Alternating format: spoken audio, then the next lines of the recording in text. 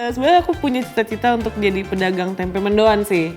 Jadi pedagangnya tapi ya. Oke. Cuman setelah kesini-sini males kan, sudah ada beberapa hal, jadi kayaknya mungkin jadi pemodalnya aja. Jadinya punya bakatnya di musik dan tanpa aku sadari dan nothing tulus gitu ada di dunia musik, itu bisa menghidupiku dan membuat aku senang gitu karena tahu ada orang yang kena dampaknya kalau dengerin lagu Danila. Baik itu baik atau buruk sih gak tahu sih. Menurut aku kerjaan yang sehat itu adalah yang semuanya emang happy. Tidak ada tertekan dan menurut aku tuh kerjaan kreatif itu harusnya nggak ada jam kerja. Yes. Menurutku gitu, karena orang kreatif tuh kadang-kadang dia di kamar mandi aja, dia tuh sedang melakukan seni kreatifnya gitu menurutku. Jadi kalau dikasih 9 ke 10 atau apalah gitu tuh, itu cuman ngabisin bensin yang mana gajinya nggak seberapa doang Kak.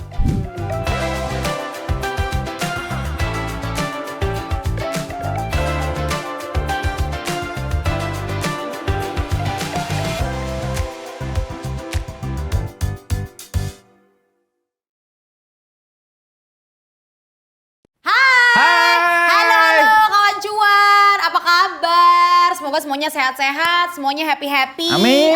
Amin. Kita ketemu lagi barengan sama Rai Sabrina. Dan juga Bimo Kusumo. Yes, yang bakal ngobrol sama orang-orang keren hari ini. Dan kita udah ada di podcast Cuan. Curhatan urusan anak negeri punyanya IFG Live. Kembali lagi kita mau ngingetin kalau yang belum tahu, Cuan Podcast ini adalah program podcast yang bakal ngomongin tentang tema yang gak biasa dan menampar kita semua dengan obrolan yang no sugar coating, tapi pastinya tentang hal-hal yang positif. Yes, bahasannya tuh seputar apa aja sih? Udah pasti hal-hal yang positif, bisa jadi dari work life, lifestyle, financial literacy, kesehatan, dan masih banyak lagi. Betul, tapi di episode kali ini kita bakal ngobrol tentang seberapa penting sih passive income untuk kita bisa overcome. Nah, sebelum mulai kita pengen cerita dikit nih. Ya. Jadi mungkin dimulai dari gua dulu ya. Ya. Gue tuh sering banget overheard. Nguping. Overhead mah panas mesin kali ya. Overheat. Jadi gua banyak denger lah dari teman-teman kalau passive income mereka tuh lebih besar daripada main income. Yang didapat dari perusahaan atau kantor tempat mereka kerja. Nah, gue jadi pengen tahu nih, kawan cuan, seberapa krusial sih buat punya passive income? Atau ternyata fine-fine aja kalau pemasukan kita itu dari main outcome aja? Oh, iya. Dan hari ini dari cerita lo, sebenarnya gue pengen bahas lebih lanjut lagi, makanya nggak bisa kita berdua doang. Tapi kita udah barengan sama musisi yang udah pasti lo udah tahu, langsung aja ini dia. Danila.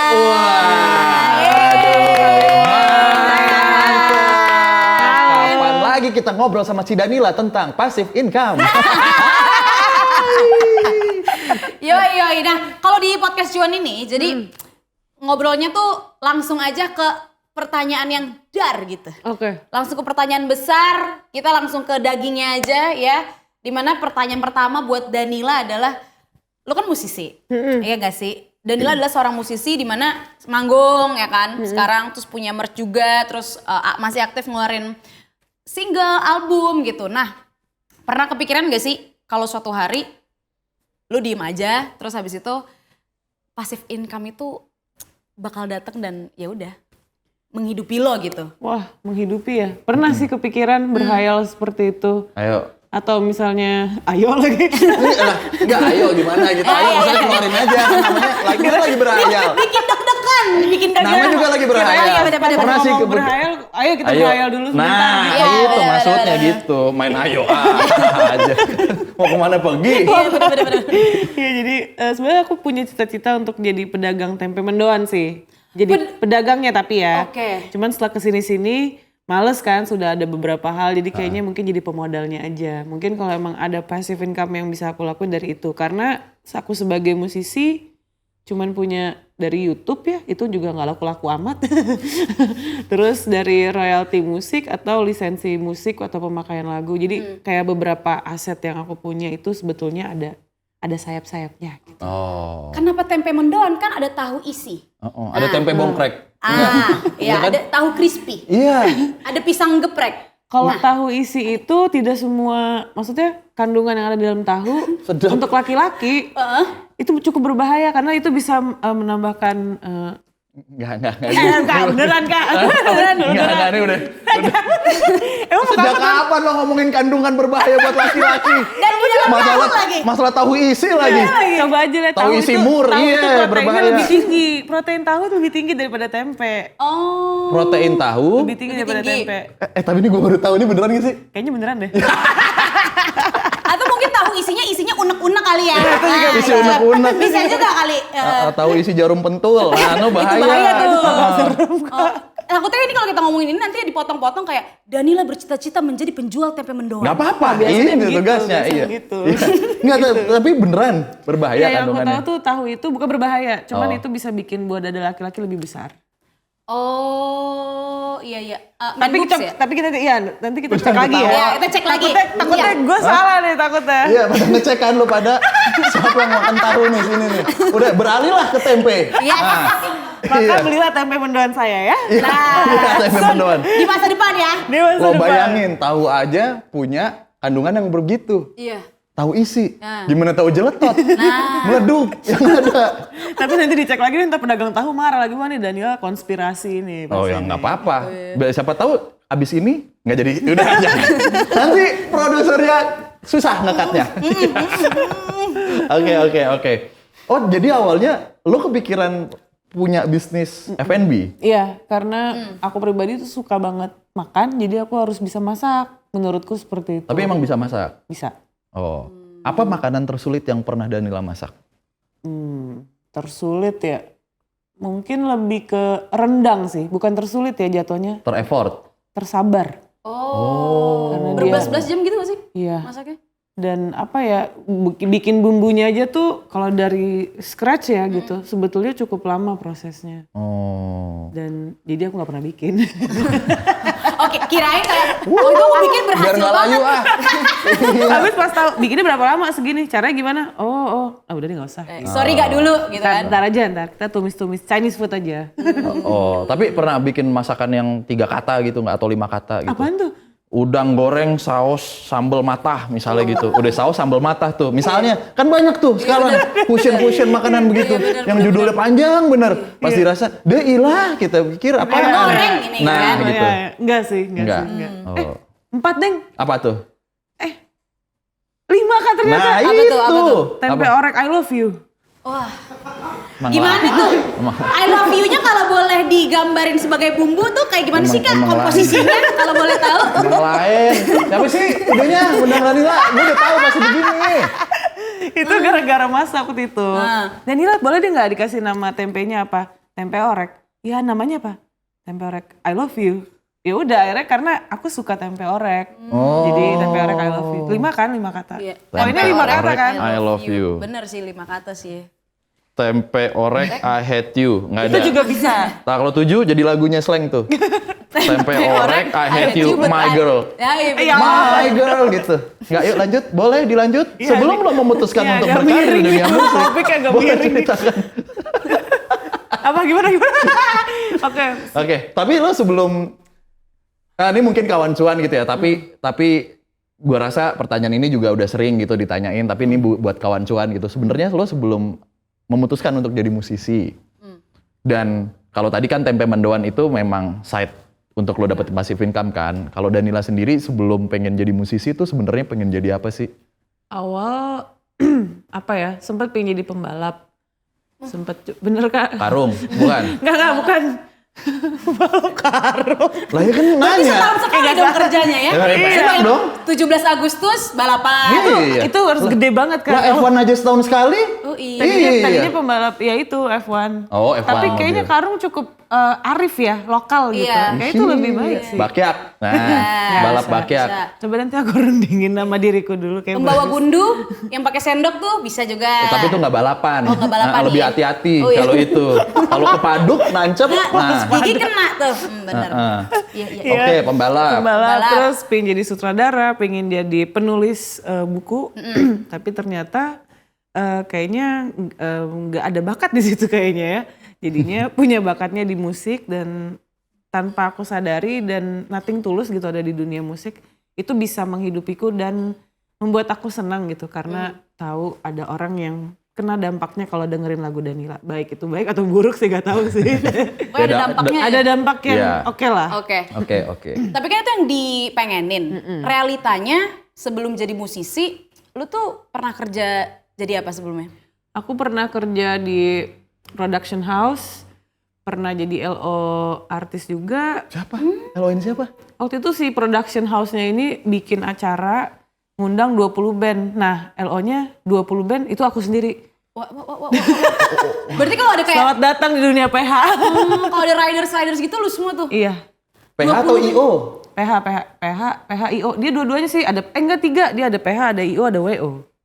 Lu khusus di PH-nya? PH dan IO berarti ya. PH dan IO-nya. Event musik berarti? Dia sebetulnya kebetulan lagi ngerjain event musik waktu itu. Jadi dia makanya lebih ke production house-nya doang juga. Karena dia mencakup si production-nya dan si IO-nya juga, event organizer-nya juga. Apa jadinya tuh ya? Ya. Itulah ya. Ya itulah ya. Oh itu pernah kerja di itu berapa tahun? Pernah kerja di situ. Kayaknya cukup lama deh. Kayaknya 3 tahun kalau nggak salah. Oh syutingan gitu juga? Syutingan jarang. Dia tuh jarang ngerjain iklan. Jadi lebih kayak gathering. Iya. Bikin event kayak gitu-gitu. Lebih ke eventnya sih. Sama pernah jadi guru TK. Ya 2 minggu lah. Wah, guru TK 2 minggu. Apa yang bikin secepat itu tuh durasinya 2 minggu? Kurikulumnya gitu loh, kayak apa ya, aku pikir tuh seorang guru tuh lebih baik memahami gitu, dia ngajarin siapa, jadi kita ngobrol banyak sebenarnya sama si anak, ketimbang memaksakan mereka ikut kurikulum kita, karena nggak semua orang tuh fit gitu, otaknya nggak bisa langsung oke, kurikulumnya gini, cuman ternyata kurikulum mereka adalah nggak yang ada begini ya begini, dan pada saat diajarin, mereka tujuannya bagus, ngajarinnya lebih ke orang tuanya, cuman masalahnya nih, public speakingnya nggak bagus, jadi orang tua aja nggak ada yang dengerin gitu. Jadi kayak kurang deh, nggak mau gitu kan, sok-sok idealis ya, sok rebel gitu. Enggak juga, biasanya guru yang baik kayak begitu. Gitu karena ya? temen gue juga guru musik, guru musik gitu, dia dari Jogja, kuliah di salah satu institut seni di Jogja gitu, Jakarta, jadi ngajar TK juga, TK sama SD lah, SD-nya tapi kelas 1, kelas 2. Diajarin segala macem, tapi nggak cocok sama kurikulumnya dari sekolahnya gitu. Akhirnya cuman sebulan 2 bulan cabut. Gitu. Karena ya gue punya cara sendiri sebenarnya untuk anak-anak ini tuh mengerti gitu. Pas jadi guru TK itu side job atau saat itu pengen jadiin main job? Itu main job. Karena waktu itu tuh abis dari PH aku keluar, terus sempat kerja di salah satu stasiun TV juga. Oh pernah di TV juga? Pernah di TV juga. Tapi itu kayaknya nggak begitu lama karena balik lagi kayak sistemnya beda deh. Susah juga nih kalau semua sistem dibenturin.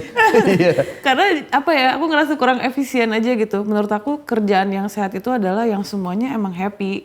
Tidak ada tertekan. Dan menurut aku tuh kerjaan kreatif itu harusnya nggak ada jam kerja. Yes. Menurutku gitu, karena orang kreatif tuh kadang-kadang dia di kamar mandi aja, dia tuh sedang melakukan seni kreatifnya gitu menurutku. Jadi kalau dikasih 9 ke 10 atau apalah gitu tuh, itu cuman ngabisin bensin yang mana gajinya gak seberapa doang Kak. Buat lu? Buat aku pada masa itu. Akhirnya cabut, akhirnya coba jadi guru, gak kuat juga, mau coba jadi editor untuk salah satu acara juga. Nggak jadi juga, akhirnya berserah kepada Tuhan jadi kayak gini sekarang. Tapi di TV jadi apaan, Danila? Itu aku di kreatif bikin apa? Skrip gitu-gitu. Bikin skrip, terus ikut syuting juga, terus naik. Kebetulan itu di TV tuh acara anak-anak sebenarnya. Jadi ditambah ngatur anak-anak yang wow. Menakjubkan sekali ya, aktif gitu. Gue sentil ya, gitu. Enggak. Jangan dong. Ibu Danila Jewer nih. Soalnya ada mamanya. Ada mama. Tapi enggak baik. Kalau dia nanti dikasih 100.000 ya. Enggak ya. Tapi anak-anaknya tuh malah lebih talkative gitu loh. Kayak, kakak ini aku kurang blush on gak? Sedap. Keren banget tuh. Kayaknya eyeliner aku belum seimbang deh Kak. Gitu ya. Aku perlu di touch up lagi gak? Bentar ya, terus aku tanya dulu kayak gitu-gitu. Mereka tuh lebih ternyata, ya itu dia mungkin kali ya, kayak masing-masing orang tuh punya peran hidupnya, salah satunya dia adalah orang yang ada di depan layar gitu. Tapi ini berarti anak-anak yang khusus ini. Iya. Maksudnya anak-anak di area khusus gitu. Coba di rumah gua Kalisari, mana kenal Blason gitu. Bu, Tante Danila es krim nggak ada es krim gitu. Iya, benar. Begitu masih mau Blason. Lu ngomongnya nyeret sih bener. Iya. Nggak ada es krim. Es krim nggak ada es krim, Mbak Danila gitu. Yang kagak ini yang gimana? Iya, nih? nggak kebuka. Tante. Yang kalau dipanggil bukan neok tapi hah gitu. Iya. Hah gitu. Enggak, kalau NG, dipanggil. pakai NG. Ngah, gitu. Hah? Ngah, Iya, ya. itu kalau dipanggil tuh Iya. kalau di deket rumahku. Sarip. Hah? Gitu. Iya. Gitu. Delay dulu, ada latensinya. Pingnya gede, pingnya. Iya, bocan gitu Iya. dekat rumah begitu. Iya lagi, aduh. Dipanggil nggak nengok. Tapi sebelum kita ngomongin passive income gitu ya, pasti buat kawan cuan juga mungkin kita samain perspektif dulu deh. Iya. Passive income tuh seperti apa sih? Secara definisi mungkin ya pemasukan yang pasif gitu. Kita nggak ngapa-ngapain tapi datang nih pemasukan gitu ya, secara harfiah seperti itu. Tapi perspektifnya Danila sendiri tuh passive income tuh yang kayak gimana sih? Menurut aku passive income itu kayak sesuatu yang sudah kita kerjakan sebelumnya, terus ditaruh, tahu-tahu ada hasilnya aja. Kayak misalnya aset sih jatuhnya. Aset yang bisa menghasilkan uang lagi buat kita. Cuman kalau di dunia musik ya jatuhnya asetku tuh memang karya musik aku, atau kalau sekarang udah ada YouTube jadi YouTube juga. Itu sejauh ini passive income yang paling nyata ada gitu, walaupun memang tidak sebesar main income aku. Oke. Oke. Anyway, kalau di platform musik gitu selain YouTube gitu juga berbayar nggak sih? Maksudnya berapa jumlah plays gitu? Royalty masuknya kayaknya ya. Tapi itu kehitung nggak? Misalnya lagu Kehitung Danila sih. di platform S, platform apa, banyak tuh gitu kan ya? Itu Ada. semakin banyak di play juga semakin banyak Iya, masuknya. jadi perbanyak play lagu saya ya. Iya. Ada itu ada, cuman Ada ya? memang apa namanya? Passive income dong? Iya passive income, tapi ya begitulah. Oke. Iya ya, berarti sebenarnya kan kalau lo sekarang masih aktif gitu kan, masih manggung juga, terus ada buat tangan Danila, itu lo aktif juga ngerjain gitu. Oke. Yang ya buat tangan Danila merchandise ya. Merch. Itu aktif sih, dan itu aku nggak bisa bilang passive income karena sebenarnya kita masih nge-build, aku masih kerja di dalamnya, masih bikin konten juga, ditambah masih packing sendiri juga.